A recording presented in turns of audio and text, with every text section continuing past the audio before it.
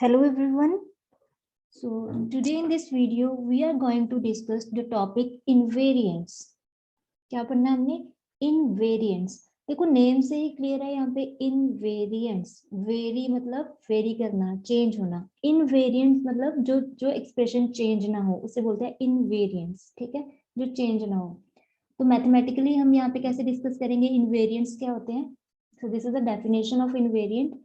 If an expression s in xy changes to an expression s dash in x dash y dash by a transformation of coordinate axis, then an expression in the constants of s which doesn't change by the transformation is called an invariant for the transformation.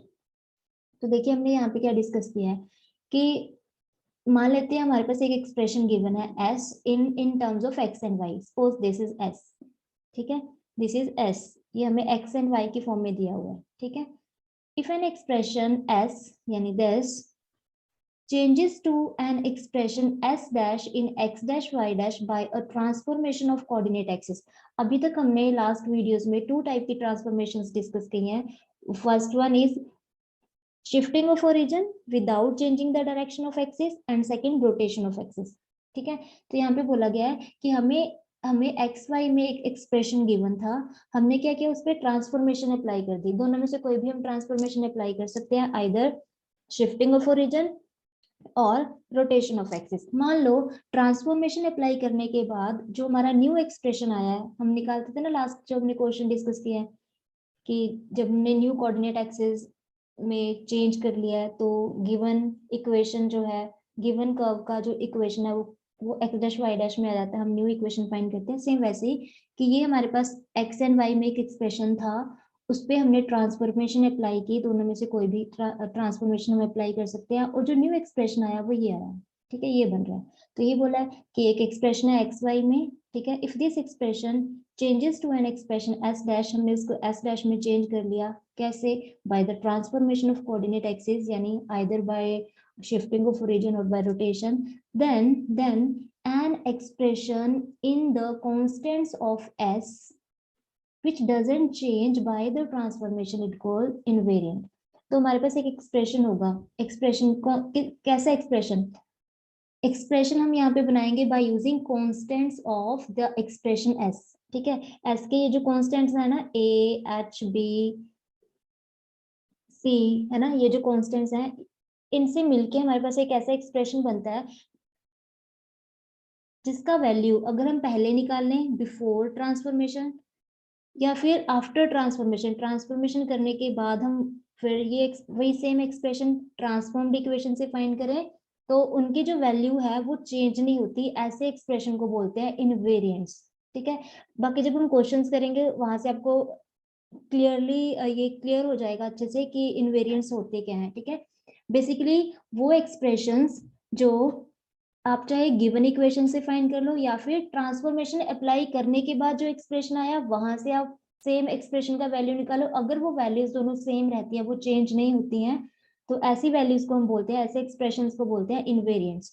So main invariants under this transformation are, तो कुछ standard इनवेरिएंट्स होते हैं हमारे पास जो values चाहे आप transformation से पहले फाइंड करो चाहे फिर ट्रांसफॉर्मेशन के बाद अब वही सेम एक्सप्रेशन फाइंड करोगे तो आंसर दोनों का सेम आएगा, वो चेंज नहीं होते हैं. तो मेन इनवेरिएंट्स में से पहला जो इनवेरिएंट आता है वो होता है t. T is equal to a plus b. ठीक है, ए प्लस बी ये एस के कॉन्स्टेंट्स हैं, इनमें एक एक्सप्रेशन हमने डिफाइन कर दिया ए प्लस बी, उसको हम नोटेशन क्या दे रहे हैं टी, एंड इसको बोलते क्या है ट्रेस. इसको बोलते क्या है ट्रेस. तो ये एक स्टैंडर्ड इनवेरिएंट है.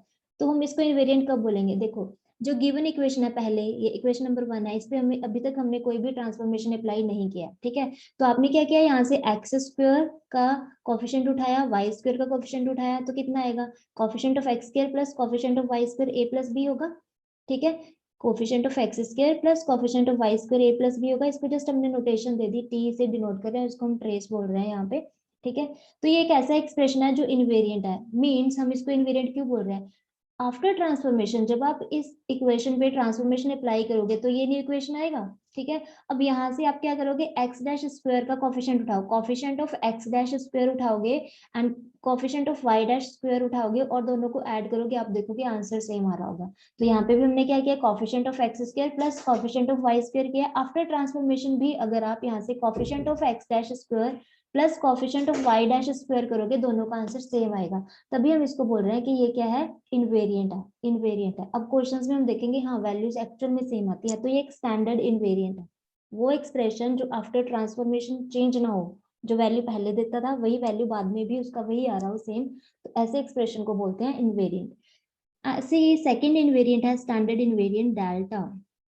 डेल्टा ये होता है expression h square minus a b, और इसको हम बोलते हैं डिस्क्रिमिनेंट। क्या बोलते हैं, डिस्क्रिमिनेंट, डिस्क्रिमिनेंट। ओके तो अगर आप यहाँ से h फाइंड कर लेते हो गिवन एक्सप्रेशन से एंड ए बी फाइंड कर लेते हो, तो आपने अगर h square minus a b का वैल्यू ये इक्वेशन नंबर 1 से फाइंड किया है, और आफ्टर ट्रांसफॉर्मेशन इक्वेशन ये बन गया। अब आप यहाँ से एच डैश स्क्वायर लिखोगे minus A dash B dash करोगे, तो इसका आंसर हमेशा सेम आएगा। जो भी ट्रांसफॉर्म्ड इक्वेशन होगी, गिवन इक्वेशन से एक एक्सप्रेशन निकालो, ट्रांसफॉर्म्ड इक्वेशन से सेम एक्सप्रेशन निकालो, आप देखोगे आंसर दोनों के सेम आ रहे होंगे, तभी हम बोल रहे हैं this is invariant. And third होता है बिग थीटा। बिग थीटा इसको ऐसे नोट करते हैं, big theta. Big theta basically क्या होता है, ये डिटर्मिनेंट होता है। डिटर्मिनेंट, डिटर्मिनेंट कैसा लेना है, यहाँ पे हम रखते हैं ए बी सी, ए बी सी, यहाँ पे हमने देखो जो जो कांस्टेंट है वही यूज करने हैं, A H B F G C, यही आ रहे हैं ना। तो ए बी सी डायगोनल पे रखना है, यहाँ पे रखते हैं हम एफ, यहाँ रखते हैं जी और यहाँ पे रखते हैं h, a b c f g h. अब सिमेट्रिक मैट्रिक्स बनाते हैं ना, जैसे अगर यहाँ पे एच है, अगर मैट्रिक्स सिमेट्रिक होता है तो हम यहाँ पे भी एच रखते हैं, यहाँ पे जी है तो हम यहाँ जी रखेंगे, यहाँ पे एफ है तो यहाँ एफ रखेंगे। तो ये जो डिटर्मिनेंट का वैल्यू होगा वो होगा बिग थीटा। और अगर आप ये डिटर्मिनेंट सॉल्व करते हो, अगर आप ये डिटर्मिनेंट सॉल्व करते हो तो आंसर सॉल्व करके देखना, इसको एक्सपेंड करते हो तो इसका आंसर बनता है ये a b c minus 2 plus 2 f g h minus a g square minus, sorry यहाँ पे आता है minus a f square minus b g square minus c h square. Determinant आप सबको सॉल्व करना आता होगा या तो आप ये डिटर्मिनेंट को अगर ओपन करते हो तो ये एक्सप्रेशन बन जाता है, ठीक है। सो दीज आर 3 स्टैंडर्ड इनवेरिएंट्स जो अंडर दीज 2 ट्रांसफॉर्मेशंस, कौन कौन से जो हमने लास्ट वीडियोस में डिस्कस किए हैं। First one is shifting of origin without changing the direction of axis and second is rotation of axis। अगर वो ट्रांसफॉर्मेशंस गिवन इक्वेशन पे यूज करते हो तो ये 3 ऐसे एक्सप्रेशंस हैं जो अपनी वैल्यूज चेंज नहीं करते हैं, चाहे आप बिफोर ट्रांसफॉर्मेशन ये वैल्यू निकालो या फिर आफ्टर ट्रांसफॉर्मेशन इनका वैल्यू निकालो, हमेशा सेम रहता है, तभी हम इनको बोल रहे हैं दीज आर इनवेरिएंट्स। अब हम क्वेश्चन डिस्कस करते हैं जिससे आपको क्लियर हो जाएगा कि हम इनको इनवेरिएंट्स के एक्चुअल में वैल्यूज इक्वल आती हैं, ठीक है। चेक करते हैं। So question is show that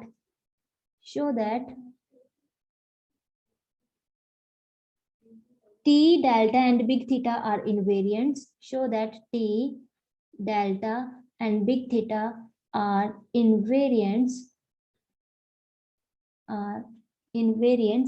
when the equation of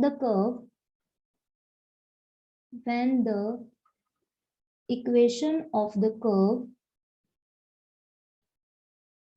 for x square plus y square minus of 5x minus of 2y is equal to 0 is transformed to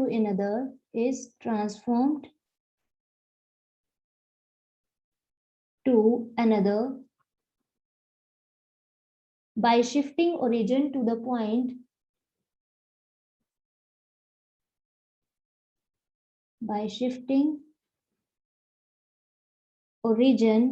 to the point 1, minus 1 without changing the direction of axis. Okay. तो हमें एक question दिया गया, हमें prove करना है show that t delta and big theta these are invariants when the equation of the curve this is transformed to another equation by shifting origin to the point 1, minus 1। तो हमने क्या करना है, देखो ये हमें s एक्सप्रेशन दिया गया है in terms of x and y। s हमें क्या दिया गया है 4x square plus y square minus of 5x minus of 2y is equal to 0। ये गिवन एक्सप्रेशन है। हमने क्या करना है, इसमें ट्रांसफॉर्मेशन यूज करना है। कौन सा ट्रांसफॉर्मेशन यूज करना है? Shifting of origin to the point 1, -1। तो हमने शिफ्टिंग ऑफ ओरिजिन डिस्कस कर चुके हैं ना हम ये टॉपिक। तो अगर हम h, k पॉइंट पे ओरिजिन को शिफ्ट करते हैं तो हम ट्रांसफॉर्मेशन कैसे यूज करते हैं? हम x को पुट कर देते हैं x dash plus h and y को पुट कर देते हैं y डैश प्लस k। ठीक है, so let the origin be shifted, let the origin be shifted to the point 1, -1 by the transformation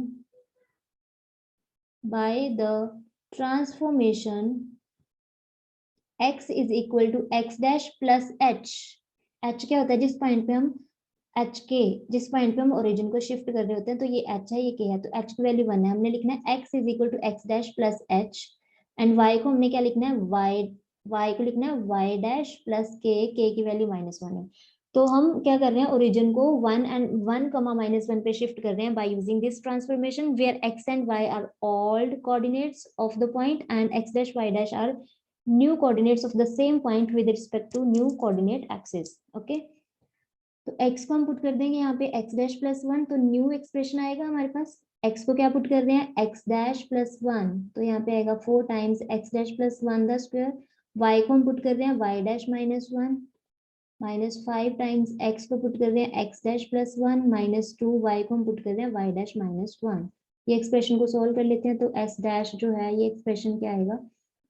4 times x dash square plus 4 plus 8x dash, कुछ नहीं किया, ये फॉर्मूला ओपन करना है और 4 से मल्टीप्लाई कर देना है। ठीक है, यहाँ पे इसका फॉर्मूला ओपन करेंगे y dash square plus 1 -2y dash, next -5x dash minus of 5 -2y dash plus 2 is equal to 0। Okay, so s dash जो है आफ्टर ट्रांसफॉर्मेशन, ये जो इक्वेशन है इक्वेशन नंबर 1 कैसे इक्वेशन में रिड्यूस हो गया? 4x dash square plus y dash square, और यहाँ से 8 - 5 is 3x dash and -2y dash is minus of 4y dash and constant term is -5 plus 2 is -3, -3 plus 1 is -2। यहाँ पे 4 भी बढ़ाना, 4 plus 1 is 5, 5 से ये -5 कैंसिल आउट हो जाएगा, तो कांस्टेंट टर्म क्या बचा? 2 इज इक्वल टू 0। तो आफ्टर ट्रांसफॉर्मेशन जो एस एक्सप्रेशन था वो कैसा बन चुका है? ये एस डैश और ये एक्सप्रेशन आ गया। अब हम देखते हैं क्या ये हाँ जी, अब हमें चेक क्या करना है, क्या T delta and big theta invariants है ना? हमें यही क्वेश्चन में चेक करना है। तो हमें एस जो इक्वेशन है वो क्या गिवन है? एस हमें गिवन था 4x square plus y square minus of 5x minus 2y is equal to 0 and s dash after transformation हमने इक्वेशन जो बनाया वो क्या आ रहा है? आफ्टर ट्रांसफॉर्मेशन जो इक्वेशन आ रहा है वो आ रहा है 4x dash square plus y dash square plus 3x dash minus 4y dash plus 2 is equal to 0। ठीक है, ये गिवन इक्वेशन था और हमने ओरिजिन को जब 1, -1 पॉइंट पे शिफ्ट किया है तो हमारा ट्रांसफॉर्म इक्वेशन ये बन रहा था। ठीक है, अब हमने निकालना है क्या T delta and big theta invariants है, ये हमें प्रूव करना है यहाँ पे। ठीक है, तो टी का वैल्यू निकालने के लिए हमें ए बी चाहिए और यहाँ से निकालने के लिए टी का वैल्यू ए डैश बी डैश चाहिए, है ना? तो हम क्या करेंगे, जो हमारा इक्वेशन नंबर 1 है सबसे पहले इसको स्टैंडर्ड इक्वेशन से कंपेयर कर लेते हैं, सेकंड इक्वेशन को भी स्टैंडर्ड इक्वेशन से कंपेयर कर लेते हैं। ठीक है, so compare equation number 1 with ax square plus by square plus 2hxy plus 2gx plus 2fy plus c is equal to 0। Equation number 1 को कंपेयर कर रहे हैं हम ये इक्वेशन से। तो एक्स स्क्वायर का कोफिशिएंट यहाँ पे a है एंड इक्वेशन नंबर 1 में एक्स स्क्वायर का कोफिशिएंट कितना है? 4। वाई स्क्वायर का कोफिशिएंट यहाँ b है एंड वहां पे कितना है? वाई स्क्वायर का कोफिशिएंट 1 है। यहाँ पे एक्स वाई का कोफिशिएंट कितना है? 2h और यहाँ पे xy से रिलेटेड कोई टर्म है ही नहीं, तो xy का कोफिशिएंट 0 है। अगर 2h को 0 से इक्वेट करते हो तो h की वैल्यू क्या आ जाएगी 0, ठीक है। यहाँ पे 2g, x का कोफिशिएंट कितना है 2g, यहाँ पे x का कोफिशिएंट कितना है -5, 2g इज इक्वल टू -5, तो g की वैल्यू कितनी आ जाएगी -5/2। एंड यहाँ पे y का कोफिशिएंट कितना है 2f, यहाँ पे y का कोफिशिएंट कितना है -2, तो 2f is equal to -2 gives f is equal to -1। यहाँ पे कांस्टेंट टर्म c है एंड यहाँ पे कांस्टेंट टर्म 0 है। तो ये हमने इक्वेशन नंबर 1 को ये स्टैंडर्ड इक्वेशन से कंपेयर करके ये कांस्टेंट्स की वैल्यूज निकाल ली है। Similarly compare equation number 2 with a dash x dash square plus b dash y dash square, transformed equation हमने ऐसी ली थी ना, s dash plus 2h dash x dash y dash plus 2g dash x dash plus 2f dash y dash plus c dash is equal to 0। Okay, तो यहाँ पे x dash square का coefficient है a dash एंड यहाँ पे x dash square का coefficient कितना है 4, y dash स्क्वायर का कोफिशिएंट है v dash एंड यहाँ पे y dash स्क्वायर का कोफिशिएंट कितना है 1 है। यहाँ पे x dash y dash का कोफिशिएंट है 2h एंड यहाँ पे x dash y dash का कोफिशिएंट 0 है, तो h dash की वैल्यू कितनी आ जाएगी 0 आ जाएगी। यहाँ पे x dash का कोफिशिएंट है 2g एंड यहाँ पे x dash का कोफिशिएंट है 3, तो 2g dash is equal to 3 gives g dash is equal to 3/2। यहाँ पे y dash का कोफिशिएंट कितना है 2f dash एंड यहाँ पे y dash का कोफिशिएंट है -4, तो 2f dash is equal to -4 gives f dash is equal to -2। यहाँ पे कांस्टेंट टर्म कितना है c dash एंड यहाँ पे कांस्टेंट टर्म कितना है 2, राइट। तो ये हमने सभी वैल्यूज फाइंड कर ली हैं। तो देखिए अब हमें प्रूव करना है जो t delta and big theta है वो इनवेरिएंट्स है। तो हमने क्या करना है, t की वैल्यू पहले हम इक्वेशन नंबर 1 से फाइंड करेंगे। आफ्टर ट्रांसफॉर्मेशन t की वैल्यू हम कहाँ से निकालेंगे, इक्वेशन नंबर 2 से। हम देखेंगे ये दोनों जो आंसर्स आएंगे हमारे पास वो सेम आएंगे। तो ऐसी वैल्यूज को ही हम इनवेरिएंट्स बोलते हैं ना, कि बिफोर ट्रांसफॉर्मेशन जो उनका आंसर आ रहा है आफ्टर ट्रांसफॉर्मेशन भी वही आंसर आए, ठीक है। सो ओल्ड टी लिख रही हूँ मैं। ओल्ड टी क्यों लिख रही हूँ, जो हम इक्वेशन नंबर 1 से निकालेंगे आफ्टर ट्रांसफॉर्मेशन जो टी आएगा वो उसको हम न्यू टी नेम देंगे, ओल्ड टी। तो टी का फॉर्मूला क्या होता है, a प्लस बी, यानी coefficient of x square plus coefficient of y square. तो a कितना है 4 है, b कितना है 1 है, तो 4 + 1 कितना आ जाएगा 5। तो ओल्ड t का वैल्यू कितना है 5, ठीक है। And old delta, old delta, delta की वैल्यू क्या होती है h² - ab ना। तो h कितना है हमारे पास 0 है, माइनस a की वैल्यू 4 है एंड b की वैल्यू 1 है, तो ये कितना आ जाएगा आंसर -4। तो डेल्टा की वैल्यू कितनी आ गई हमारे पास -4, डिस्क्रिमिनेंट ये आ रहा है। अब ऐसे ही हमें फाइंड करना है बिग थीटा। बिग थीटा मैंने आपको डिटर्मिनेंट की फॉर्म में लिखवाया था और डिटर्मिनेंट से वैल्यू क्या आती है सॉल्व करने के बाद, ABC 2FGH -AF² -BG² -CH², ठीक है। अब यहाँ पे h की वैल्यू तो 0 है, ये देखो h 0 है, c भी 0 है, तो जो जो टर्म्स में h एंड c आ रहा है वो तो 0 हो जाएंगी। तो ये टर्म हमें लिखने की जरूरत नहीं है, ये टर्म भी हमें लिखने की जरूरत नहीं है, और ये क्यों, बिकॉज c 0 है, c 0 है तो ये 0 होगा, h 0 है तो ये टर्म भी 0 होगा, ये टर्म भी 0 होगा। तो बचा क्या यहाँ पे -AF² -AF कितना है, f कितना है -1 -BG² -b की वैल्यू 1 है एंड g की वैल्यू कितनी है -5/2, g² लिखना है यहाँ पे। तो 1 का स्क्वायर, -1 का स्क्वायर करोगे 1 आएगा, 1 को -4 से मल्टीप्लाई करने पे आएगा -4, और ये इसका स्क्वायर करेंगे तो कितना आएगा माइनस एज इट इज 25/4, ठीक है 25/4। तो अब यहाँ पे अगर एलसीएम ले लेते हैं ये आएगा -16 -25/4। एलसीएम लेने के बाद इसको लिख सकते हैं -16 -25/4। एंड अगर हम यहाँ पे ये एक्सप्रेशन को सॉल्व करते हैं तो ये आ जाएगा -41/4। -16 -25 इज इक्वल टू -41, ठीक है। तो यहाँ पे कितना आ रहा है -41/4। तो ये हमने old T, old delta and old theta की वैल्यू निकाल ली है। अब हम फाइंड करेंगे कि आफ्टर ट्रांसफॉर्मेशन ये जो एक्सप्रेशंस की वैल्यूज हैं वो सेम रहती हैं, ठीक है। तो आफ्टर ट्रांसफॉर्मेशन इक्वेशन क्या है हमारे पास, ये बना था, ये बना था, और इसको हमने कंपेयर कर लिया तो a डैश b डैश की वैल्यूज हमारे पास आ चुकी हैं। अब हम फाइंड करेंगे न्यू टी। न्यू टी क्या होगा, coefficient of x dash square plus coefficient of y dash square and a dash की वैल्यू कितनी है, a dash is 4, b dash is 1, यानी 5 आएगा, है ना। ऐसे ही हमने निकालना है न्यू डेल्टा। न्यू डेल्टा क्या होगा, H dash square minus A dash B dash. ठीक है, तो एच डैश कितना है, 0 है, एंड ए डैश की वैल्यू कितनी है, ए डैश की वैल्यू 4 है, बी डैश की वैल्यू 1 है, तो इसका आंसर कितना आ गया, -4।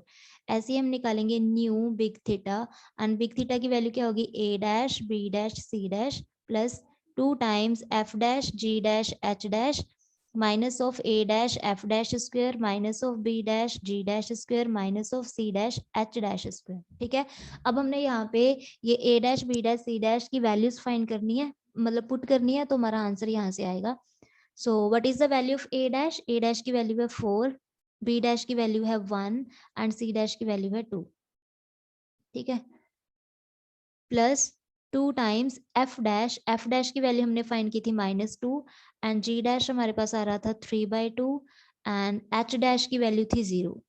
ठीक है, minus A dash is 4, F dash की वैल्यू थी -2, तो -2 का हम स्क्वायर करेंगे, माइनस बी डैश की वैल्यू 1 थी, इसके साथ मल्टीप्लाई करना है, G dash square, G dash की वैल्यू थी 3/2, इसका स्क्वायर करेंगे, minus C dash is 2 into H dash the square, और एच डैश 0 था। ठीक है, तो यहाँ पे कितना आएगा 8, ये तो बिकॉज एच डैश इज 0 तो ये टोटल टर्म 0 हो जाएगा, यहाँ पे 4 को 4 से मल्टीप्लाई किया 16 एंड यहाँ पे आएगा 9/4, और लास्ट टर्म तो वैसे ही 0 हो गया है ना, लास्ट टर्म 0 हो गया। तो यहाँ पे हम सॉल्व करेंगे इसको, ये कितना आएगा -8 minus 9/4 and this is equal to minus of 32 minus 9/4 which is -41/4। अब आप ये देखो, जो न्यू टी है इसका वैल्यू जो आया वो ओल्ड टी के इक्वल नहीं आया। ओल्ड टी की वैल्यू कितनी थी 5 और न्यू टी की वैल्यू कितनी है 5 एंड न्यू डेल्टा का वैल्यू कितना है -4 एंड ओल्ड डेल्टा का वैल्यू कितना था -4, है ना। ये किसके इक्वल है, old delta, and new big theta का वैल्यू आया -40/4 एंड ओल्ड बिग थीटा का वैल्यू कितना था -41/4। सो आपने देखा ये किसके इक्वल है, ओल्ड बिग थीटा के इक्वल है। सो हमने देखा ये एक्सप्रेशन जब हमने बिफोर ट्रांसफॉर्मेशन फाइंड किए थे तब भी इनके आंसर यही आ रहे थे, आफ्टर ट्रांसफॉर्मेशन ये वैल्यूज जो है कॉन्स्टेंट्स के ये सेम आ रही हैं। इट मीन्स यहाँ से क्या प्रूव हो गया, बाय डेफिनेशन हम कह सकते हैं this implies T delta and big theta are invariants, these are invariants. Clear?